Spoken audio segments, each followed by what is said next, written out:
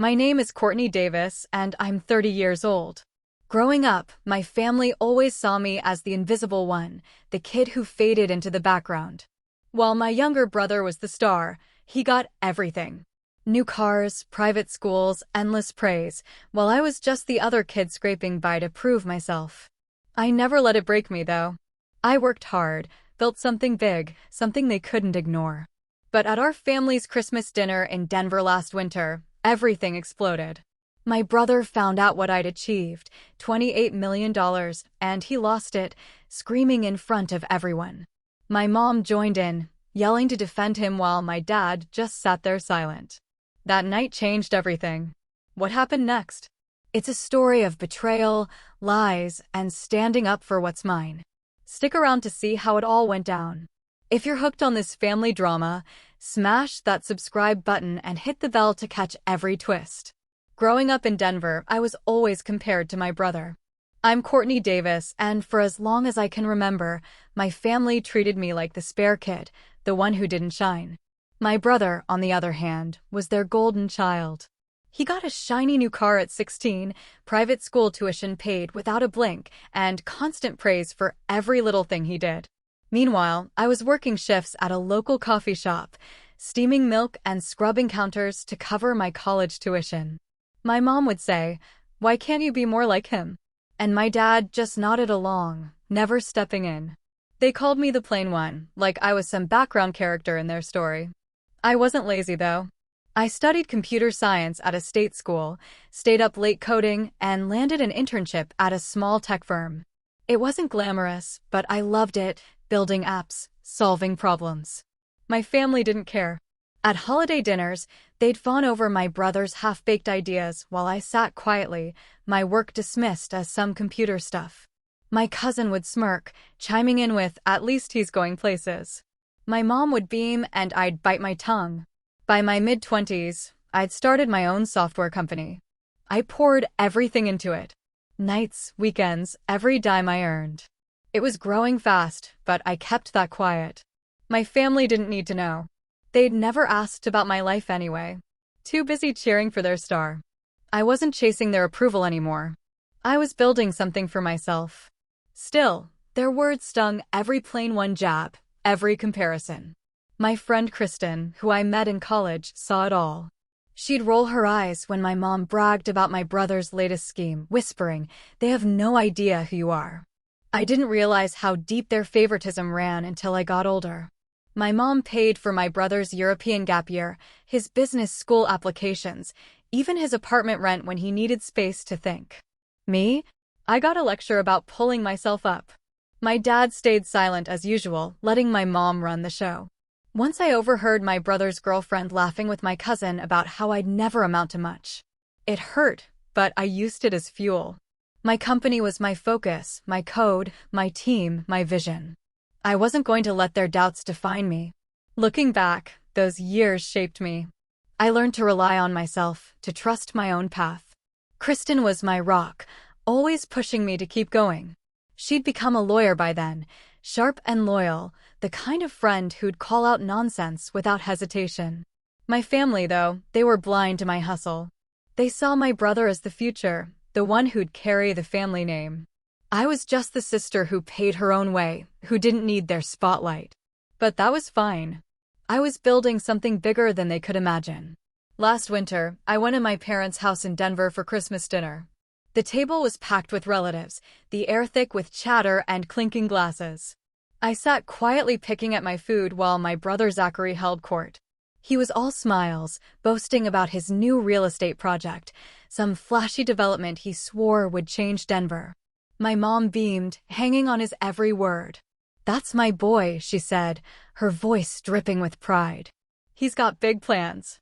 My cousin Erica nodded along, tossing in compliments like confetti. I stayed silent, used to being ignored, but their voices grated on me. Then my mom turned to me, her smile gone.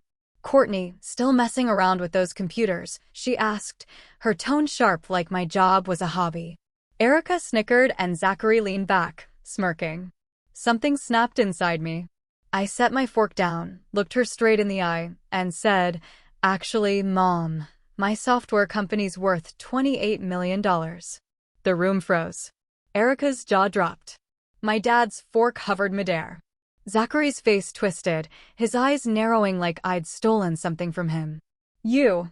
He spat, his voice loud enough to make the table shake. 28 million. That's a lie. His chair scraped as he stood, fists clenched. You've never done anything big in your life. My mom jumped in, her voice shrill. Zachary's right. How could you have that kind of money? You're just you. Her words cut, but I didn't flinch. I leaned forward, calm, but firm. It's true. I built it. Every cent. Zachary's face turned red. He slammed his hand on the table, shouting, "You're making this up to humiliate me." Plates rattled and my cousin gasped. My mom kept going, her voice rising. Courtney, stop this nonsense. You're upsetting your brother. She pointed at me, her eyes flashing with anger as if I'd betrayed the family by succeeding.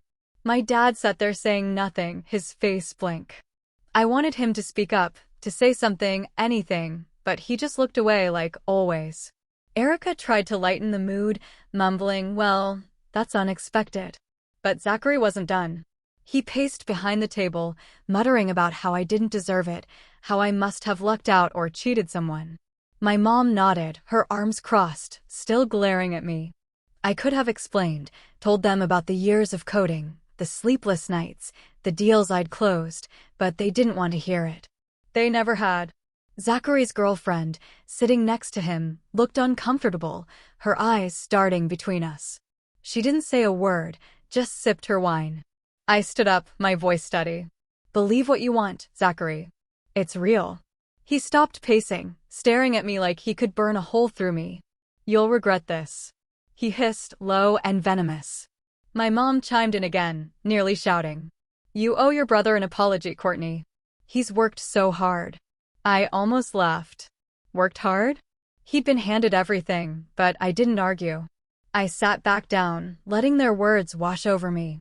The dinner went on, but the air was heavy, every glance loaded with tension. A few weeks after the dinner, my phone was flooded with texts from Catherine. Courtney, we need to talk. She wrote, her messages piling up like a storm. Your brother needs your help. It's family. I stared at the screen, my stomach twisting. She wasn't asking, she was demanding. Zachary followed with his own texts, all charm and confidence. Sis, my real estate project's a game changer. You're in, right? We're family. I didn't reply, but the pressure kept coming. Every day, new messages. Each one leaning harder on family loyalty. It felt like a script, like they'd rehearsed it. I tried to brush it off, focusing on my company, but Mom wouldn't let up. She called one evening, her voice sharp. Courtney, you've got money now. It's your duty to support Zachary. He's got vision. I gripped the phone, my jaw tight. Mom, I worked for every penny. He can do the same. She scoffed as if I'd insulted her. You're so selfish, she snapped.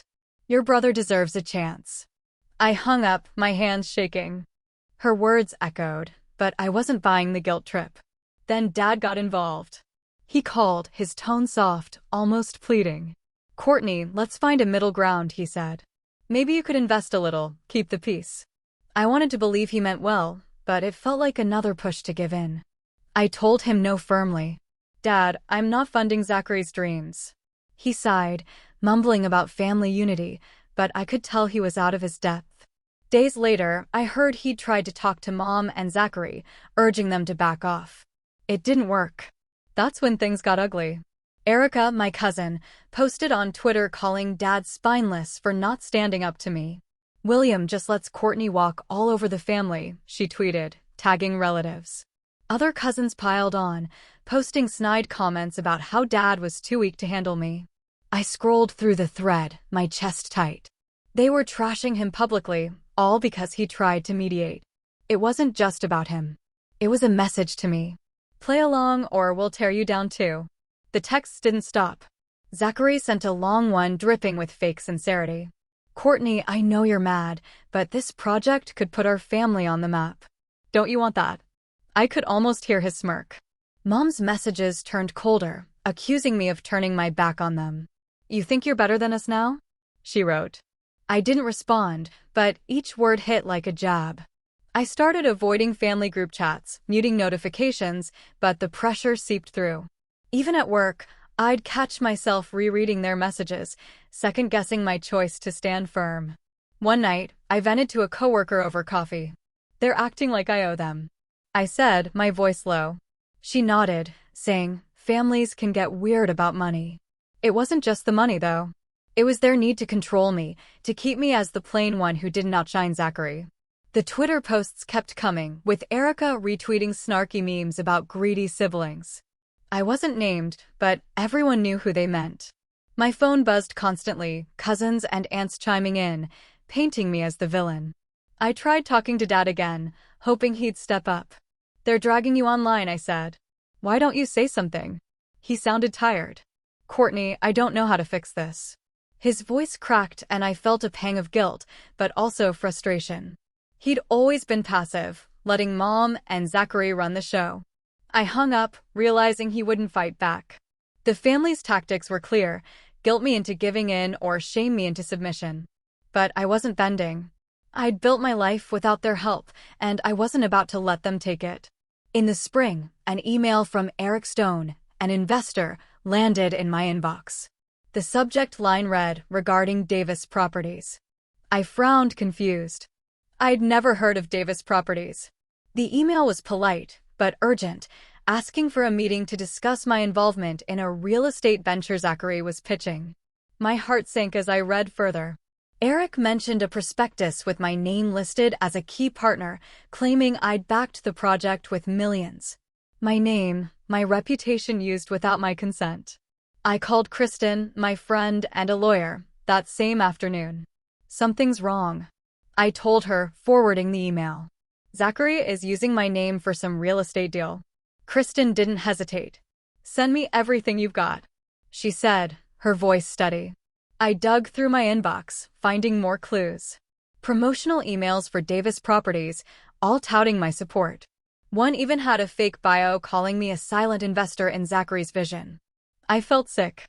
This wasn't just pressure, it was deception.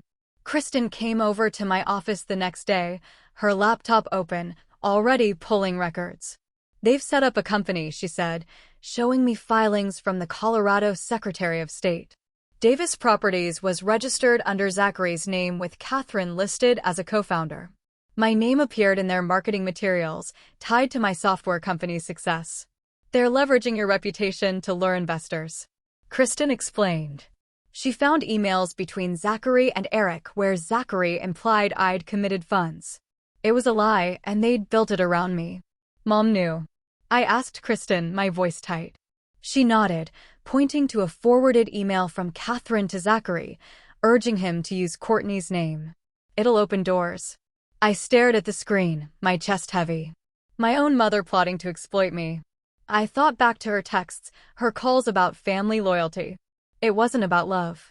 It was about control, about cashing in on my work. Kristen kept digging, pulling up contracts sent to investors. They were sloppy fakes with forged signatures mimicking mine. "This is fraud," she said, her eyes narrowing. "We can nail them." She spent days cross-referencing documents, tracking email trails, and contacting Eric's team for more evidence. Eric was furious when Kristen explained I hadn't authorized anything. "I trusted your brother. He told me over a call. He said you were fully on board." I apologized, my face burning with shame, even though I'd done nothing wrong. Then came the gut punch. Kristen found a text chain between Zachary and Dad, forwarded to her by a contact at Eric's firm. Dad had written, "This doesn't feel right, Zachary. Tell Courtney." Zachary's reply was cold. "She'll never know. Dad, stay out of it." My dad knew. He'd known they were using my name and did nothing. I called him that night, my voice shaking. "Dad, you saw what they were doing. Why didn't you stop them?" He mumbled. "I thought they'd tell you eventually." His words stung worse than Mom's. He wasn't just passive. He was complicit. I sat in my office late that night staring at the evidence Kristen had compiled, emails, contracts, even a slick website for Davis Properties with my name plastered across it. I felt betrayed not just by Zachary and Catherine, but by Dad's silence. Kristen put a hand on my shoulder. We've got enough to expose them, she said. But you need to decide what's next. I nodded, my mind racing. They'd crossed a line using my name to scam people. I wasn't just angry. I was done letting them walk over me. Early that summer, I decided to put an end to it. Kristen and I had enough evidence to bury Zachary's scheme, and I wasn't going to let him hide behind my name any longer. We sat in my office finalizing a dossier, emails, fake contracts, and screenshots of the Davis Properties website, all proving they'd used my reputation to deceive investors. Kristen sent the packet to Eric, who was livid but grateful. "This is solid," he said over a call. "I'm pulling my funds and alerting my partners." She also forwarded the evidence to a lawyer she trusted who agreed to review it for potential legal action. I wasn't ready to sue. Not yet. But I wanted them to know I wasn't bluffing. I needed to face my family directly. I called a meeting at my parents' house in Denver, telling Mom it was urgent family business. She agreed, probably thinking I'd cave on their investment demands. When I arrived, the living room was tense. Zachary lounged on the couch, smirking like he'd already won. Catherine sat stiffly, her eyes narrowing as I set a stack of papers on the coffee table. Dad stood by the window, avoiding my gaze. I took a deep breath and started. "Zachary, Catherine, you've been using my name to pitch your real estate company," I said, my voice steady. I slid the dossier forward, open to a forged contract with my signature. "This is fraud. You lied to investors claiming I backed you." Zachary's smirk vanished. He leaned forward, his face pale. "That's not true," he stammered. "It's just marketing." I cut him off, pointing to an email from him to Eric. "You told investors I'd put in millions." "I never agreed to that." Catherine jumped in, her voice sharp. "Courtney, you're blowing this out of proportion. We were just trying to help Zachary succeed." I held up a hand, not breaking eye contact. "Help him? You put my name on a website, forged my signature, and lied to people. That's not help. That's stealing." She flinched, but quickly doubled down. "Your family. You should want to support us." Her words were desperate, almost pleading, but I wasn't swayed. I'd heard that line too many times. Dad finally spoke, his voice low. "Courtney, maybe we can work this out quietly." I turned to him, my frustration boiling over. "Dad, you knew and didn't stop them. There's no working this out. They broke my trust." He looked away, his shoulders slumping. Zachary tried another angle, his tone softer. "Sis, we didn't mean any harm. Let's partner up for real. We'll make it big together." I almost laughed. His charm was as fake as his contracts. I pushed the dossier toward them. Every page a nail in their scheme. "Eric's already pulling out," I said.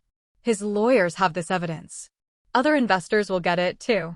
Zachary's eyes widened, his hands shaking as he flipped through the papers. "You're trying to ruin me," he shouted, standing up. I stayed calm, my voice cold.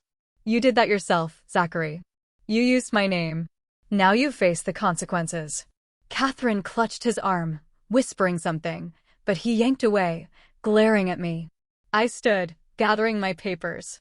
"I'm not investing, and I'm not staying silent. Fix this, or the lawyers will." I walked out, leaving them in stunned silence. Kristen was waiting in the car, her expression grim but proud. "You did it," she said as I got in. I nodded, my heart still racing. I'd drawn a line and there was no going back. They'd underestimated me for years, but I wasn't their plain one anymore. By late summer, news about Zachary was spreading across Denver. Eric had pulled his investment from Davis Properties, and word got out fast. Investors started backing out one after another as the truth about the forged documents surfaced. Zachary's name was dragged through the mud on local business forums with posts calling him a fraud. His bank accounts were frozen pending an investigation, and his so-called empire crumbled overnight. I didn't gloat. I just watched it unfold, feeling a mix of relief and exhaustion. Catherine called me a week later, her voice trembling. "Courtney, we made a mistake," she said, almost whispering. "Please, let's fix this as a family." I held the phone, my grip tight. "Mom, you used my name to trick people. There's no fixing that." She started crying, saying she only wanted to help Zachary succeed. I wasn't moved. Her tears felt like another attempt to pull me back into their mess. "You made your choice," I told her, my tone flat. "Now live with it." I hung up, my heart heavy but resolute. Zachary's girlfriend Brandy was next to jump ship. I heard through a mutual friend that she'd packed her bags and left him, unwilling to stick around for the fallout. Apparently, she'd called him a sinking ship and walked out without looking back. The family was in chaos. My cousin texted me blaming me for tearing everyone apart. Another relative posted on Twitter claiming I'd betrayed them. I ignored it all. Their drama wasn't my problem anymore. Dad reached out, leaving a voicemail. "Courtney, I should have done more," he said, his voice tired. "I'm sorry." I listened to it twice, waiting for some spark of forgiveness, but it didn't come. He'd stood by while they used me, and that silence spoke louder than his words now. I didn't call back. Instead, I blocked his number along with Mom's and Zachary's. My phone went quiet for the first time in months, and I felt a weight lift. I threw myself into my company, working late nights with my team to push out new software updates. The office was my refuge, a place where I called the shots, and no one questioned my worth. My employees didn't care about my family's mess. They cared about the code we wrote, the clients we won. We landed a major deal with a tech firm in Boulder. And for the first time in a while, I smiled without forcing it. My success wasn't tied to their approval, and that felt like freedom. The news about Zachary kept spreading. A local paper ran a story about failed real estate ventures in Denver, mentioning his name alongside alleged misrepresentations. I didn't read past the headline. I didn't need to. His actions had caught up with him. Catherine sent one last text begging me to meet her. "We're still family," she wrote. I deleted it without replying. Family doesn't forge your name or drag you through the mud for saying no. I heard from a distant cousin that Zachary was scrambling to save face, pitching new ideas to anyone who'd listen, but no one was biting. His reputation was shot, and the family's golden boy was just another name in a bad news cycle. Meanwhile, I was moving forward. My company hit a new milestone, and I celebrated with my team, not my blood relatives. They'd tried to pull me down, but I was still standing. In the fall, I stood in my new apartment in downtown Denver, the city skyline glowing through the windows. The space was mine, bought with my own money, no strings attached. I'd spent the last year untangling myself from my family's grip. And now, looking out at the lights, I felt a quiet strength. The journey hadn't been easy, but it taught me lessons I'd carry forever about standing up for myself, protecting what I'd built, and recognizing the cost of manipulation. I used to think family was about loyalty no matter what. But loyalty doesn't mean letting people use you. My mother, Catherine, and my brother, Zachary, thought they could exploit my success to prop up their own dreams. They saw my hard work as a tool, not a triumph. I learned that family isn't a free pass to betray trust. It's a bond that demands respect, not blind devotion. When they crossed that line, forging my name and dragging me into their schemes, I had to draw a boundary. It wasn't about revenge. It was about self-respect. Protecting what I'd built became my mantra. My software company, now thriving with new contracts and a growing team, was proof that I didn't need their validation. I'd spent years coding, pitching, and sacrificing, all while they dismissed me as the plain one. Their betrayal stung, but it also clarified what mattered: my work, my integrity, my independence. I stopped seeking their approval, something I'd craved without realizing it. The moment I let that go, I felt free. Manipulation has a price, and I saw it play out in their lives. Zachary's ambition blinded him, leading to lies that cost him his reputation. Catherine's need to control pushed her to justify his actions even when they were wrong. Dad's silence, his refusal to stand up, left him isolated in their chaos. Their choices unraveled their own world, not mine. I learned that people who manipulate often trap themselves chasing short-term wins at the expense of trust. I wouldn't let their mistakes define me. My company became my focus. We launched a new product, a software platform that streamlined business operations, and it took off faster than I'd hoped.